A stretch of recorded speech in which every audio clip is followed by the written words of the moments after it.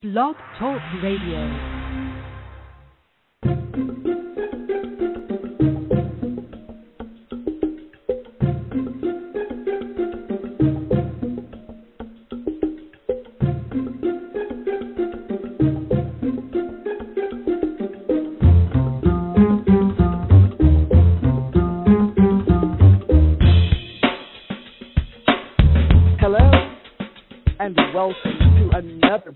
Of the Golden Hope Radio Show. I'm your host, Josetta. The Golden Hope Radio Show broadcasts on WGVE 88.7 FM and simulcast on Blog Talk Radio. We invite you to catch the conversation on the Golden Hope Radio Show as we discuss spiritual issues that can and do enhance our daily lives. It's the Golden Hope Radio Show with Josetta. We invite you to like us on Facebook and visit our new website.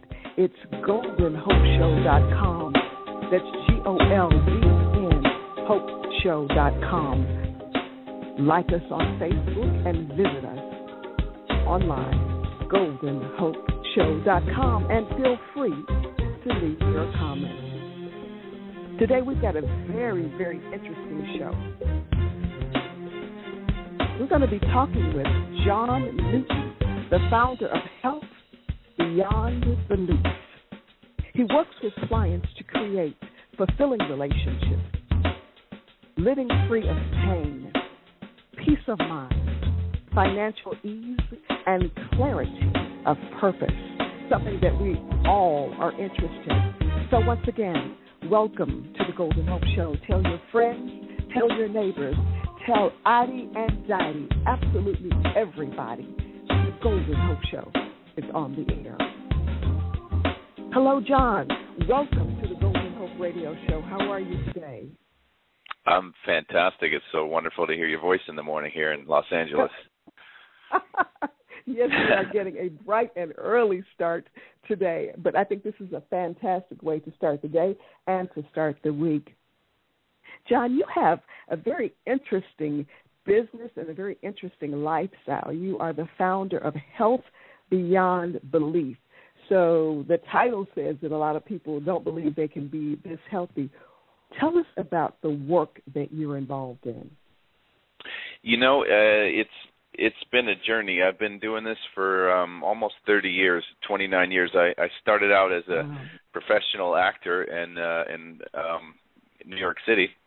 And while I was studying acting, my true passion was the healing arts. I was always fascinated with, why do people suffer? Why is there so much disease? And it just seems like humanity, not to be insulting, but was a little bit kind of mentally ill in a way, the way we treat each other, the things that have happened on the planet in the last, few thousand years.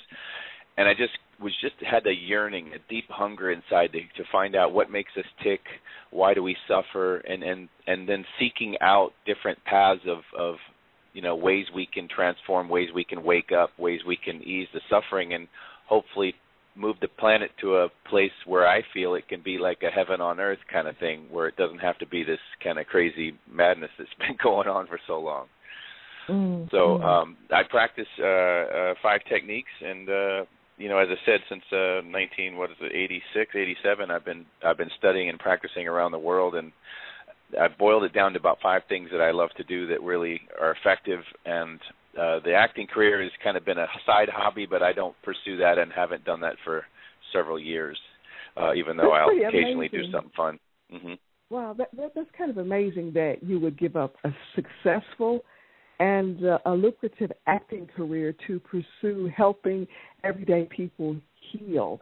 I dabble in acting myself, and I know sometimes it's difficult to get those roles. So after you've worked hard and you're getting the calls, then you decide, okay, well, humanity is more important than having this wonderful career. Yeah, it sounds so noble of me, but it was really more of an organic flow. The acting I always felt like I was hitting walls, and it was kind of like an addiction. It was like this golden carrot, you know, and I'd get that great TV series and I'd make great money, but it didn't feed me on the inside. It didn't feed my heart or my true calling. I actually worked in Chicago. I did a TV series called The Untouchables, and it was great. I lived there for 2 years and had a blast. But I was also doing a program that was promoting the very thing that I had an issue with, because it was kind of like a violent show.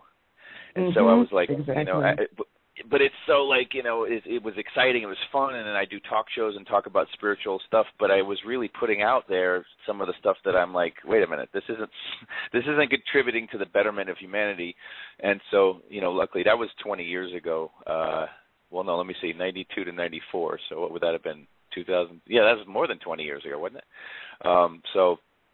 Yeah, so basically, 20 years ago.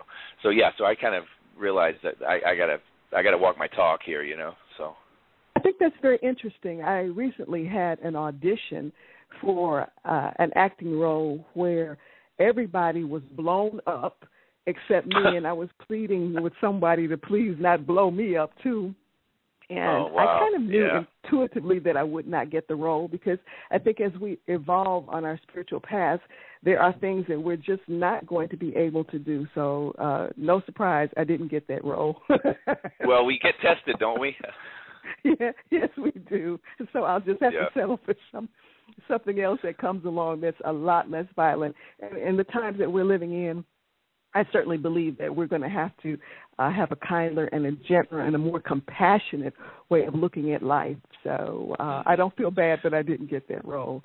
Not at all. No, that's awesome. Yeah, I mean, it really starts with us too, and it's like, you know, we you know, as they say, be the change that you want to see in the world. But it's really about, and the work that I do is really addressing what it is that we carry inside, and handling it at the root level, because the things inside that don't feel good are actually feeding the program and the beliefs and the software that create the limitation and contribute to a lot of our health concerns.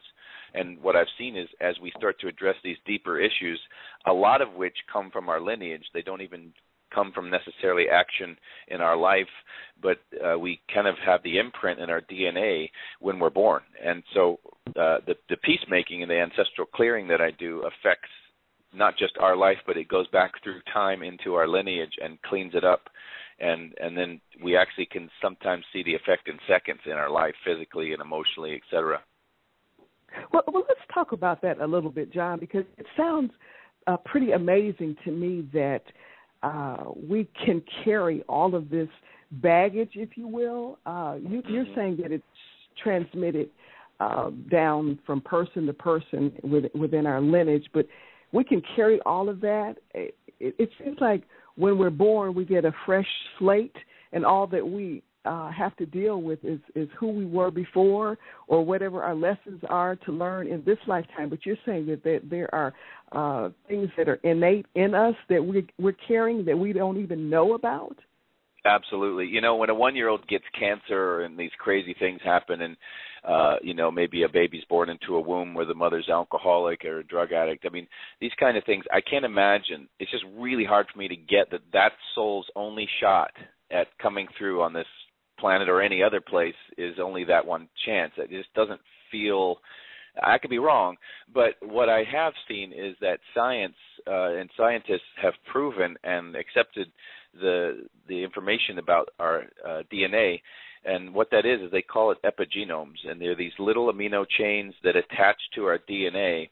And what you were saying is true, but guess what? It can skip generations.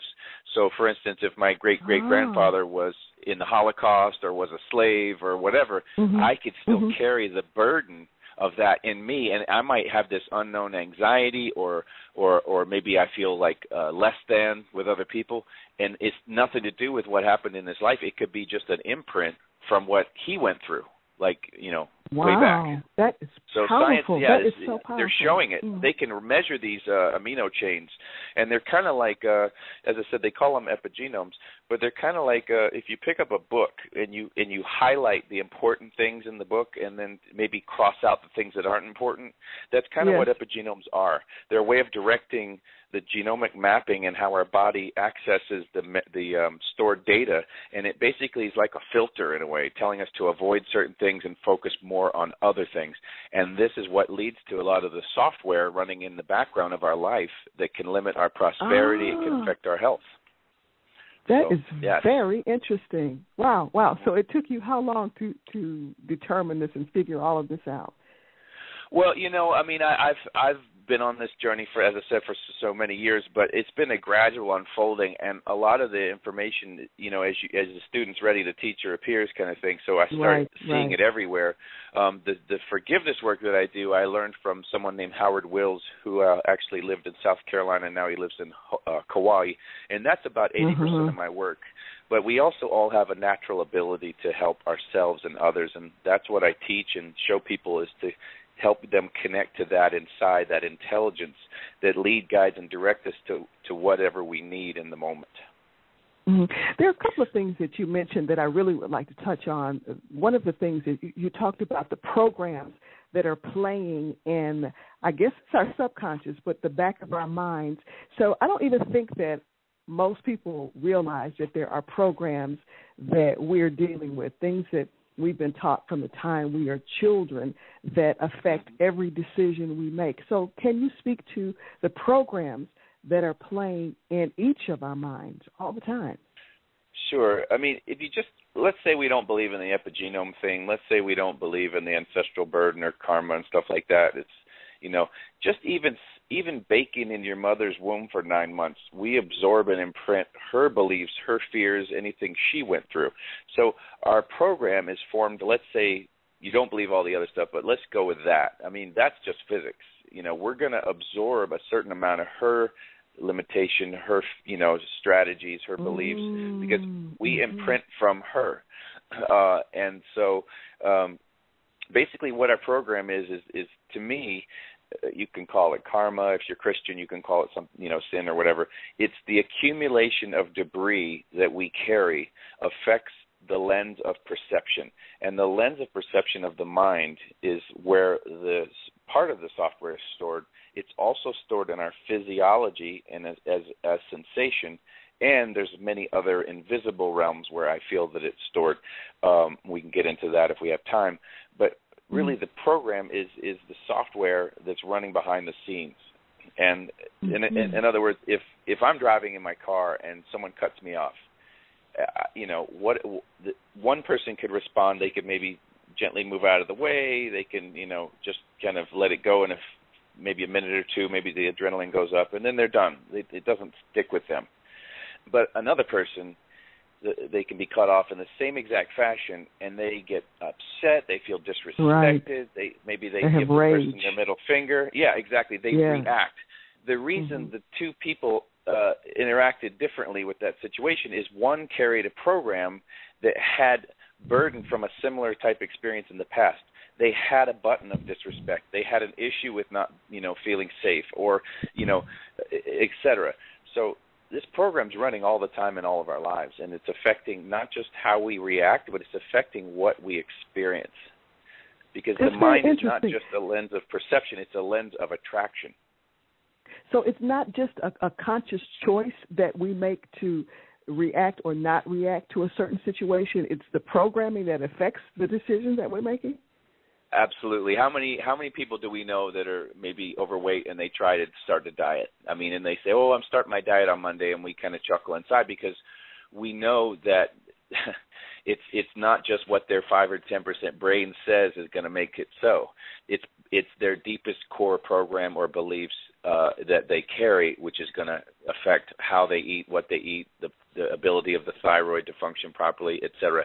So if they just approach life from a mental place and they never address what's deeper, they're going to continue to flow in the same direction. Because the 90% inner body, the heart, the physiology is going to win over the 10% brain. It's just physics. So how do we address these deeper issues, the DNA and the epigenome and the programs that are playing in the back of my mind? How do I address all of this and get some of this stuff cleared up? Great question. It's really the first step in any journey is to accept where we are. and not mentally, because the mind doesn't have access, as we said. So it's really a heart connection. It's really paying attention inside. What do I feel? What is really going on? And then we follow that thread. You see, you know, if you have a root structure of a weed, a system of weeds, right? If you approach it at the leaf or the branch or it's not going to address the roots, and you got to get to the deepest part of it. And because the mind doesn't have access, we need to utilize tools to address the deepest part of it. As you address the root and get that out, the weed doesn't grow back. So how do we address the root is kind of what you're asking. And exactly. There's many ways, and I don't pretend, what I do is the only way, it's the best way. You know, I look at health as right. I look at our well-being as an entire puzzle or a wheel, you know, and or a pie, and this is a slice of the pie. It's my favorite slice, but it doesn't mean it's the only way. So really, as we said, the first thing is to tell the truth. And they say the truth sets us free. Because my goodness, but that's huge, though, John. That is huge. Yeah. Tell the truth. Well, come on. How many people really will tell the truth about themselves? To ourselves. Yeah. Is to say, how do I really feel about this? Because most of us are trying to cover up. We're running from. We're trying to fix. We're judging. We're doing everything other than surrendering to what it is that we carry inside. Yes. And it's real simple. You know, we make it complicated because the mind tries to control things, and it's made things kind of way more complicated than they need to be. Because there's an inner intelligence that we all have. It's everywhere, everywhen in physical reality, including in every cell of your body. And you can call it your higher power. You can call it consciousness. You can call it God. I don't feel it has an ego. So when we tap into that higher intelligence, it does handle it for us.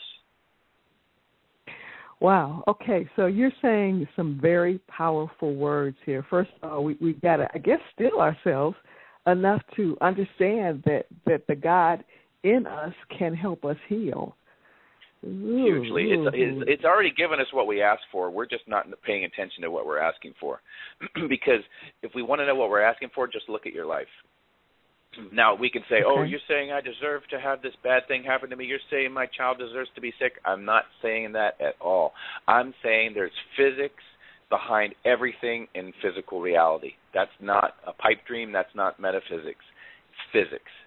So if something is happening in physical reality, there is a cause and an effect. So we just have to access the cause, and then we can access the effect.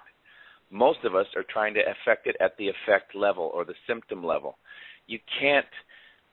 What you perceive outside isn't. And what we perceive isn't the source of what we perceive. It's just the perception. It's just what's showing up. It's a reflection, and it's an imperfect reflection. But that's the nature of physical reality. It's slightly imperfect because we're not in the mirror, even though it appears like we are. So we have to take time and figure out, why am I really overweight? Am I eating too much, or is there something deeper going on behind the scenes here that's causing me to continually to overeat?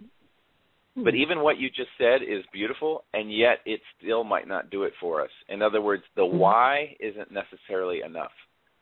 So let's say I can figure out, I'm overeating because my mom left me alone when I was a child. I feel sad inside. Let's say I got that all figured out, or there wasn't enough food to go around, or my grandmother was in the depression, and we always, we had scarcity consciousness. That's great. Now what do we do with that information? Because, see, even that is a substitute, because that's the brain's understanding. But just like, you've been in a relationship with someone who's very mental, and you just want to shake them because they're in their head. They're not surrendering. They're not surrendering to the experience of the truth. This is where the work gets real interesting, because we can understand the truth, but if we don't know the truth, knowing is not mental. It comes from the word gnosis, which is like it's to embody or to be. And that's where the work that I do is, it takes a turn from the normal, positive thinking and all that, which really doesn't have a deep effect, and the secret, which is great, but doesn't have a lasting effect. This is about actually affecting it at the cause level. Okay, so in order to affect this, you've done quite a bit of studying. I've looked at your information, and my goodness, you've studied with everybody. Quantum physics, you've gone to New Zealand, the kahunas in Hawaii, Reiki, and ancestral peacemaking. So you really have worked a long time to learn these techniques. So for those of us who may not have as much time or as many years to put into this, how do we get ourselves on the right track? Well, here's the deal. We're already on the right track. Everybody is. We just don't pay attention, and we don't look to see what the gifts life is giving us. Life is conspiring in every moment to wake us up. There's really only one game in town, is to wake up to the truth of who we are. Really, everything is a version of that. We get hungry, we eat. We're lonely, we find love. Nighttime comes, we crave the daytime. Everything is a version of that. So really, it's about what is our deepest quest, what is the deep yearning inside. Start paying attention to that, and it will lead, guide, and direct you to whatever it is that you need to see, because it's all right here. Whatever you can handle in this current layer is here, and it's present. And if you allow life to happen through you instead of using your mind to navigate and to control and to understand and to judge, all that is mental. It's surface. If you don't get below the waves, you're not going to affect the waves themselves. Okay, John, let's come up with a real scenario that a lot of people are dealing with. Okay, let's talk about employment or unemployment or underemployment, that whole issue. So how do we get past the mental thing of, where's the job? I don't have a job. How do we get past that to the healing point of why there's stagnation in that particular area of life? Good. Well, the first thing we do is what do I feel inside right now? What do I notice in my body when I think about being unemployed, or when I think about all the injustice with my prior bosses, or when I think about no matter what I do at work, it's not enough, or whatever our story is. You see, the story is what creates the suffering. If you go beneath the story and actually experience what it is that you carry, there's a feeling place inside that doesn't feel good when you think about those issues or when you think about what's affecting you. If you put your attention on the sensation and you just meet that without any agenda, without any judgment, without trying to get rid of it or blame it or kind of stay at that surface level of poor me or whatever, you get access to the experience of it. So you create like a vacuum. You create a vacuum of consciousness. Consciousness is like a flashlight. The stress or the burden or limitation is like shadow. When you shine a flashlight of consciousness onto shadow, it disappears. You don't have to get rid of it. We've been trying to get rid of shadows, and we're playing in the realm of shadow, and it's going to be an eternal struggle because it's not going to get anywhere. Right. So that's one way. Another way is to use the peacemaking, which is about 80% of my practice, is to literally notice what you feel, notice who you have the issue with, and notice where you feel it in your body. When I do the training that I do, I'm going to be doing in August 22nd weekend in Chicago. I map this out. Every place in the body is a symbol for where we carry it and where it came from. So let's say with the work thing, I feel it in my stomach, right? So I put my attention on the stomach. Stomach has to do with fear. It has to do with not feeling safe. It has to do with maybe not listening to our gut in the past, things like that. So sometimes. So as I peacemake for the times maybe my parents were not there for me, or the times that I've been mistreated for any injustice, for the times I felt I wasn't enough, I do the peacemaking, and I ask my higher power or source, or I might be a scientist and I don't believe in anything. Great. You don't have to use anything. You don't have to believe anything to get help. That's the most beautiful thing of the whole work is God doesn't have an ego. He or she doesn't care what you call her, in my opinion. Right. It's really God loves us all. So yeah. Yeah. Well, exactly. I mean, and there's even more. Yeah. I don't want to get into that, but so we use the peacemaking. We start forgiving the burden and anything that we've done to others have done to us, and then we go into our lineage and peacemake, and we clean up the debris, and then we notice our stomachs feeling better. And then we notice starting to feel excited about going to a job interview. And then we notice we start having realization that we had a bunch of dreams that we gave up on because we got tired of being let down. So we gave up on our passion and our dream. But we can't get to that through the mind. We got to clear up whatever's in the way on the inside. It's an inside job. Wow. Okay, well, it is work. That's exactly what it is. So it is, but it can be quick. It can be quick. It can be? Oh, I'm going to talk about that. Let people know that you're listening to the Golden Hope Radio Show. I'm your host, Josetta, and today we're talking with John, who is the founder, John Newton, who is the founder of Health Beyond Belief. And we're having a fascinating discussion here. So there's lots that we want to do. I want to take a quick minute and talk with our caller who's on the line. If you don't mind answering a question from our caller, John, and then we'll go back and pick up our conversation. Is that good with you? I'd love to. Okay, great. Okay, our caller. Hello, caller. Are you on the line with us? Yeah, this is Michael Hodge. Oh, hello, Michael. Michael Hodge has joined us, and we welcome you to the Golden Hope Radio Show. You're on with our guest, John Newton, who is the founder of Health Beyond Belief. What is your comment or your question? I have been listening to both you and John, and so refreshing to hear what I consider to be the absolute truth about life. The last point that John just made about it can be quick, that's the issue that I'd like to speak more of, because we need that almost to the sense that we need to go beyond what is common. We need to go beyond mediocrity. So let's find out how we can quicken reaction of the inside of us, the inner self, to heal ourselves, advance ourselves, to be the truth about ourselves at all time that we have on this earth. It is important that we understand that that can be done. John, I wish I can get to Chicago at the end of this coming month.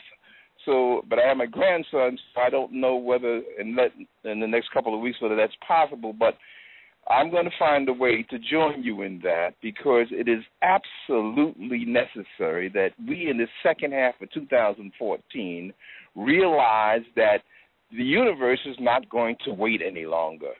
It's not waiting for us to come to the conclusion, to the understanding that we are who the infinite understanding created us to be, and that we are that already. That's it. I love it. You sound like I think you're a minister, or you haven't discovered it yet. But, minister. Yeah. If I can raise myself from the dead, brother, I would definitely tell you how it is done. I'm almost tired of praying. Yeah, I hear you. My. Well, here's the thing. Can I get to that point? I am tired of praying. I'm tired of hallelujah and amen. We all are.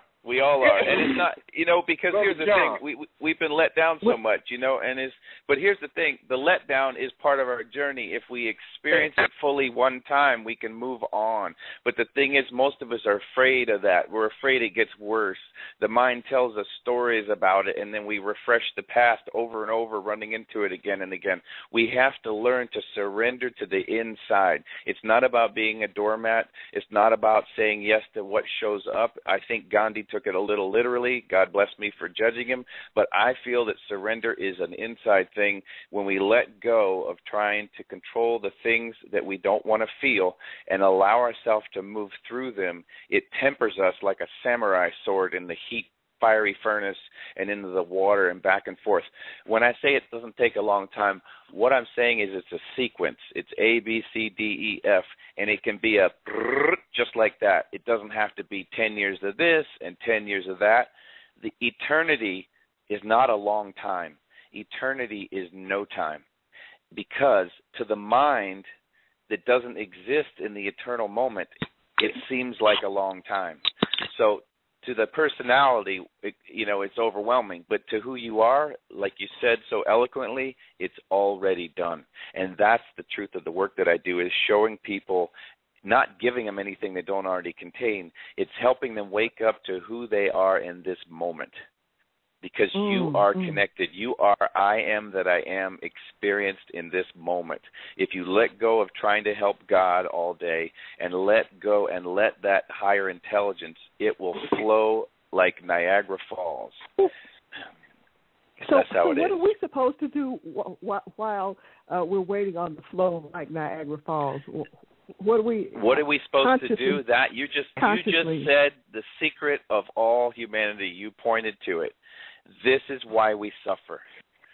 Because instead we go, this is what we say to ourselves, okay, I did that, now what? I did that, now what? Do nothing. Exactly. Wait. Do nothing is Lao Tzu trying said. to think that you always have to do something. That's it. You said it. That's already it. That's it, man. Beautifully said. And it's pointing people to that inner experience of being in that where you actually are, not the mental commentary of it, but actually that sweet surrender to the flow of this moment. You are that. And to do nothing, people mistake that. They think, oh, I'm supposed to sit in a cave and bang on my drum. No, you can do nothing while you're at work, while you're making love, everything can be done without doing anything. Because you're not doing anything. You're just awareness itself of what's getting done. And in that sweet surrender, you get the gates, and the pearly gates and the keys to the kingdom are yours. Now, there was one other point that you made earlier, John, that I'd like to go back to, and that's forgiveness. You said that forgiveness was extremely important. So what happens with forgiveness, and how do we go about forgiving? Forgiving is a word that means to offer up or to forego. It doesn't mean to get rid of. Sometimes we can't forgive. I work with people who've been through crazy things, cops who've had their hand shot off, people in the Holocaust, 9/11 survivors. These people, they can't forgive because they're functioning at a place in the mind that won't let them. But as they completely surrender to what it is they feel inside and they allow and peacemake for whatever it is at the root level, they're giving it up, they're offering it over. But sometimes we need help. Sometimes we need help, which is ironic because you said do nothing. Well, in the doing nothing, who you need to peacemake is revealed, and it happens on its own. It's like a flow. And sometimes we use words because in the beginning was the word and all that. So we use words to access that which we need to let go of. Remember, you're not getting rid of it. We've been trying to get rid of our pain. We've been trying to get rid of limitation. When you try to get rid of something, you're actually empowering it. What you resist persists. Exactly. Okay. Like a tsunami in the ocean. A tsunami can pass under a ship or a rowboat undetected at 500 or 1,000 miles an hour. It's when it meets the resistance of land that it starts to build and slow and gain destructive power. Come out into the open ocean of consciousness and be in that flow, and tsunami won't even affect you. You won't even feel it because you won't be resonating with it because you're not resisting. That's beautiful, the open ocean of consciousness. I love it. We are about some powerful change here on the Golden Hope Radio Show, and I have a musical selection that I'd like to play, and then we're going to come back and have some more conversation with John Newton of Health Beyond Belief, and we're just going to listen to Change is Gonna Come right here on the Golden Hope Radio Show.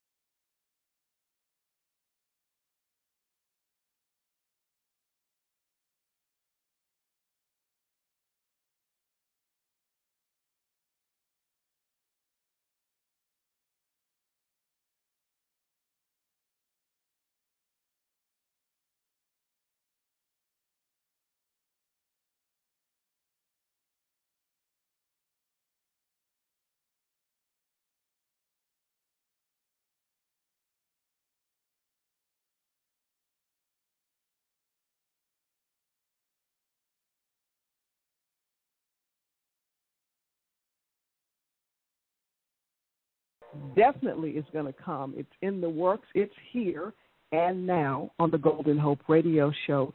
You're listening to the Golden Hope Radio Show right now with Josetta, your host. And our guest today is John Newton, the founder of Health Beyond Belief. And that's what we're creating right now, Health Beyond Belief. We are taking this thing into the stratosphere and finding ways to clear up ancestral baggage and ancestral karma so that we can live fuller, healthier, more prosperous, and productive lives. John, let's talk about this whole karmic piece. Is there any ancestral clearing that needs to happen for groups of people? Are there communities that are mired down in things that need clearing? Are there ethnic groups that need to have some type of clearing? Have you had those kinds of experiences? Absolutely. That's actually my joy, is to help specific aspects of our community on the planet that have been gone through specific adversity, especially Holocaust, slavery. I enjoy working with Native, Indigenous, First Nation peoples as well, helping them. There's so much pain in those communities. There's alcohol, drug addiction, which creates a whole other set and subset of issues in the physiology and in the brain. The brain is changed by trauma. To be a slave or to be, completely disrespected and have the land taken and things like this that have happened in the last, couple thousand years or longer affects our entire nervous system. It affects how we perceive ourselves. It affects how we relate to our families, and it makes us more vulnerable to utilizing drugs and alcohol to bypass what the bad feelings are. The bad feelings are the tip of the iceberg, but it's the way in. It's the way to address the root of a lot of what burdens us and limits us. And, that's what I really encourage people to do, is notice not what you think about things, not stay at the level of your beliefs, but access what's deeper inside, what it is that you're really carrying. And let's clean up the mess and let's move forward instead of looking backward. The Jewish community likes to say never again, but I have a problem with that, because if we focus so much on what we see in our rearview mirror, we're liable to hit something again. So it's really about cleaning up the past and moving forward in the most neutral, empowered way possible, so we don't have to experience never again. But holding on to never again might not be ideal. Right, because there's so much energy that's wrapped up in never again, or the old way, and negative energy many times. So we do have to focus on forward. It's all a frequency. Yeah, it's a frequency match, and our frequencies are not accessible with the brain or the mind only. It has to be a heart connection. It has to be a feeling deal, and accessing that higher intelligence within and without. Mm. Okay, John, I have a couple more questions I want to ask you then. If you would kindly lead us in a clearing or a meditation. I don't know exactly the word you use. I've seen the word recipe, where we can do some clearing for our area, because I'm sure you're aware, even though you're in California, you've heard about how much violence is affecting this area. Chicago, Gary, East Chicago, Hammond, it's been incredible what's been experienced here. And hopefully we can do something to help shift that energy so that we come into a different consciousness. So when I work with other people, absolutely. That's a great request, and I'm happy to do it. I just want to clarify, when I work with other people, I don't work on anybody unless I have their permission. The exception to that is family members and collective groups. In other words, if I'm on a plane, I can peacemake for everyone on the plane with me because we have a collective agreement. I can peacemake for everyone on the planet because we're on the planet together. I can peacemake for a community because we're all in it together as a community. But I can't peacemake for someone if I see a homeless person limping, I don't work on them, because who am I to say? They have free will, and I don't want to ever violate someone's free will. So I just want to clarify that ahead of time. That's interesting you say that. I have worked in the media for a while, and I interviewed a homeless man, and I asked him, I said, why are you homeless? And he said that he wanted to be, and I was completely shocked. It was a choice. he said that he did not want to live inside anymore because he had gotten used to living outside when he was working work in the military. And now that he was back in the United States, he didn't want to live in a house. So it was better for him to sleep outside. So he chose to be homeless. Well, very rarely is that a conscious decision. You know, most people, they get comfortable where they are. In other words, a bird in a cage can start to feel that that's where it belongs. Even if you leave the cage door open, oftentimes a bird long-term will go back into the cage. Sort of like some of these inner city kids who don't feel they have hope. They keep going back to crime and the gang affiliations and things because they really don't feel they have any other option, because what they carry inside is so deep. And a lot of them have been abandoned, and a lot of time there's so much adversity in those communities that to climb out of that hole feels impossible. So they just stay in the hole, literally. It's where they feel familiar, and the root word of familiar is family. So we really got to, clean this up. And, people who aren't in that community have no idea what it's like. They say, these kids shouldn't have guns, and they shouldn't be doing this, and great. Is that working? Is your judgment of them working? How can you help them? What can we do to give them true solutions and not just tell them they shouldn't be doing things that they're already doing? It's sort of like telling a 500-pound person, hey, don't eat too much and you won't be fat. Is that going to help them? No. No. It's not going to help them. No. Exactly. So we need to start addressing it at the root level we talk about, because otherwise it's not going to be true change. True change comes from within. So we can't place our ideas and morals on somebody else. It just doesn't work. Okay. Well, if this is a good time for you, I don't know if you have to go into preparation to be able to lead us in a meditation, but this is something that I believe that we can do on the Golden Hope Radio Show to help our community, to help with the clearing and the ancestral blockages that we're dealing with day to day. So do you need a few minutes to get ready for this, or do you just go right into it, John? Josetta, I'm in that frequency all day. This entire call, I've been working on everybody on the call, because as you listen to this call, you're part of the collective community that we are.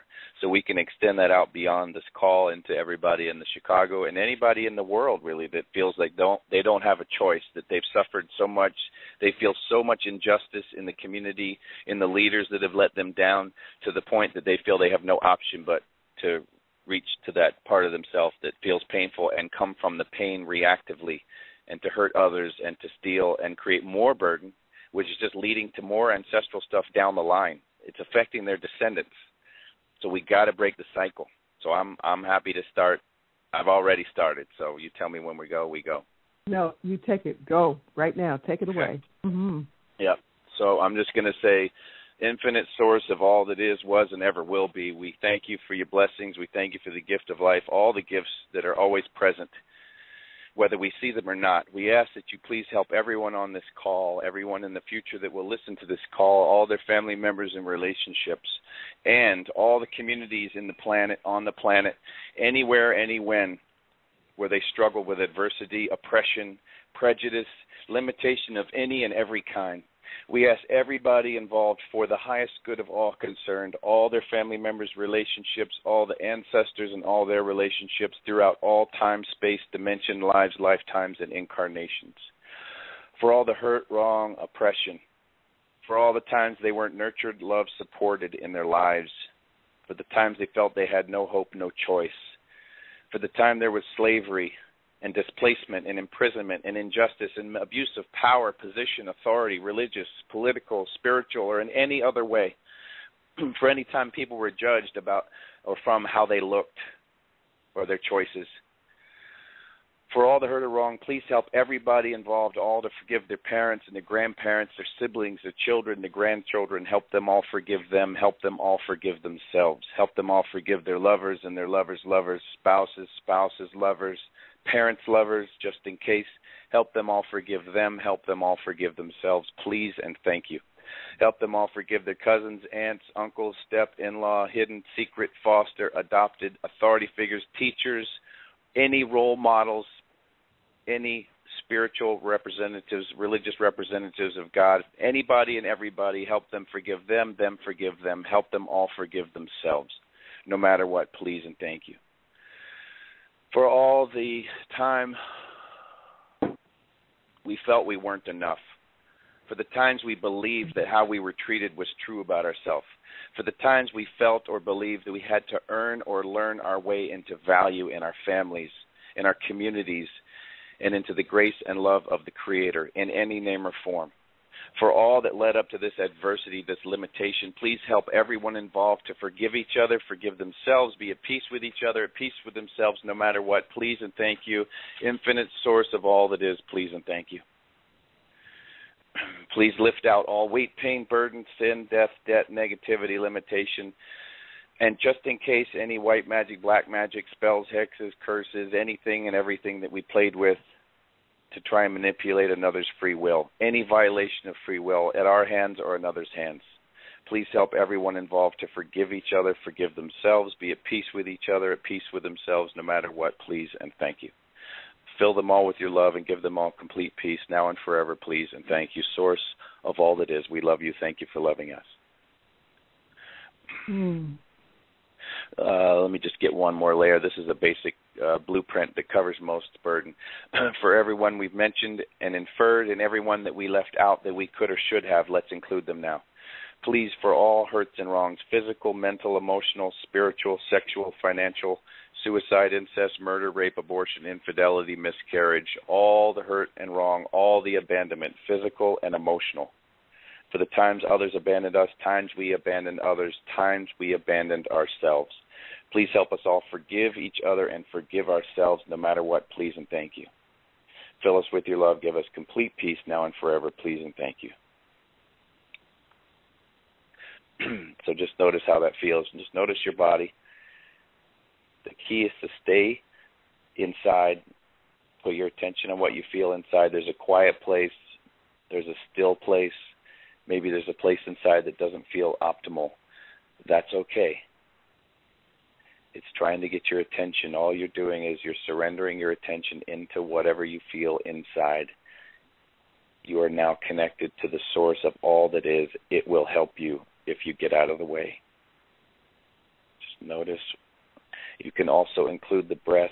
You can breathe gently into whatever it is you feel inside.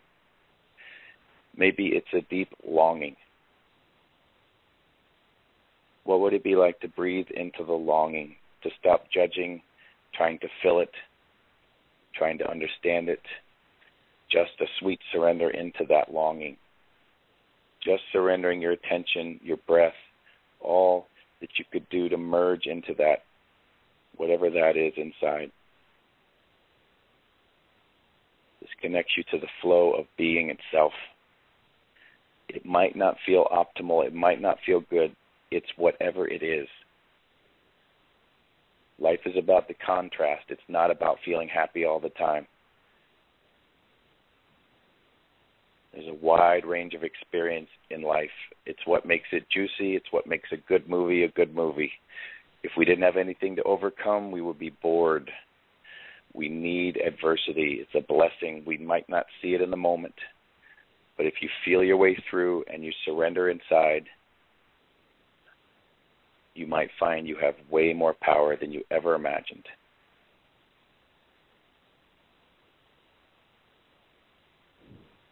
That was absolutely beautiful, John. Thank you so much. Oh, my goodness, I appreciate that. And I am of the belief that because this is airing on across the airwaves, that people and lives will be changed, transformed, and healed by that beautiful prayer. Wow. Thank you. If they choose to receive it, they receive it. And, it might be a springing forth point or starting point for them to begin that inner journey that they're already on. They're just paying attention. Because really, if we pay attention, they talk about you must do the 10 commandments in religion. You have to do these 10 things or else you won't get into heaven. To me, it's when I'm in my heart, I can't imagine doing any of those 10 things. It's not like it's a moral thing. It's just like it's an obvious thing. When you're in your heart, you're in that flow, you don't want to hurt or steal. No, you couldn't imagine doing that stuff. It's the mind. It's the pain inside that we don't want to feel, combined with what the mind tells us, creates violation of natural law. Forget about man law, human law. I'm talking about natural law. And human law sometimes is an extension and sometimes it's not. I'm not saying break the law. I'm saying listen to your heart and let that guide you. Because the law might say it's okay to sue your best friend because you slip and fall at her house, but your heart is saying, she didn't do that to you on purpose. Why are you trying to get money from her? You know, that kind of thing. Exactly. That's what we're talking about. Exactly. Yeah, and we do have to do the right thing at the end of the day. Yeah. That's really that's what's going to save us. Our heart. But it's going to come from within. It's not going to come from trying to overlay it onto pain. It's going to come from our sweet surrender and our revelation inside. And as we reveal more of ourselves, as we collect more of who we are and see that we are one with that which created us, you see that we're brother and sister. How could I hurt you? You're my sister. How could I ever hurt you? I want to pull over and help you when I see you at the side of the road with a flat tire. It feels so good. I can't tell you how good it feels. It brings tears to my eyes. The things that I've experienced with that is just like, wow. But you can't overlay that onto a community that's suffering. You can't go into the ghetto and tell them to recycle. They want to survive. They're not caring about recycling. You know what I mean? We got to handle this stuff and stop and get our head out of the sand. Well, that's what we're trying to do right here today on the Golden Hope Radio Show. Yeah, fabulous. I want to ask you a question. I have actually gone to one of your seminars, and you did a similar kind of prayer at the seminar, and people began to spontaneously cry. Why do you think that's the reaction that happens so often? Well, can you imagine if we've had the lid on what we carry and we hadn't paid attention? The moment you take the lid off, you know, it's like going into the basement of a house that's never been cleaned in 50 or 100 or 500 years. Can you imagine what's in the basement? You know, so we go in and we start looking and seeing what's inside. What is it that we carry? And as people start to release, they release the pain, and as the pain moves through them, sometimes the sadness they've been running from, the anger, the whatever it is they've been hiding is revealed, and it doesn't have to stick. It's just a wave of emotion. Energy in motion is kind of what emotion is. So it's like that tsunami. It can pass through us. It doesn't have to stick. And that's, to me, how we can live our life. We don't have to. I don't protect myself from negative energy and all that. If I'm feeling bad around somebody, it's something in me is getting triggered. It's a gift showing me what I still carry. Instead of saying it's them, look. Yeah. Yourself. It's like if I'm reacting or judging them, there's something in me that doesn't feel good. I need to handle that, and then I can be anywhere. I can walk through a leper colony, and you know what I mean? I don't have to worry about anything. And be the light. It's not going to attach to you. You would be the light. We can all do that. Exactly. We can all do that. I'm not special. I give away what I do, just like, you know, all the greats. Not saying I'm a great, but I'm saying all the people who profess truth. If they say, oh, come to me, I got the answer, and you don't, I would maybe look in the other direction, because that sounds a little off to me. Mm-hmm. John, we have only a few more minutes, and there are a couple of things that I want to make sure and bring out. One is some of the places where people can go and see you. But before we do that, I wanted to touch upon the fact that a lot of what people are experiencing are physical ailments. A lot of the discomfort and a lot of the unhealed DNA and programs and everything manifest in physical form. Can you speak to that? Well, you know, I wish that were the case, but because actually, physical stuff is fun for me. It's the mental, emotional patterns and burden that require more like dental work. It's more complicated, and I have to kind of get really intricate with specifics sometimes, not all the time. But here's the other thing. I work at a place called the Betty Ford Center, and I work in it's called the Pain Management Program. And what we see hand in hand is the physical pain and emotional pain are in bed together. We don't separate them. So we help them address the emotional pain and burden they carry, and the physical pain begins to dissipate, sometimes very quickly. And, of course, we help them get off drugs and alcohol.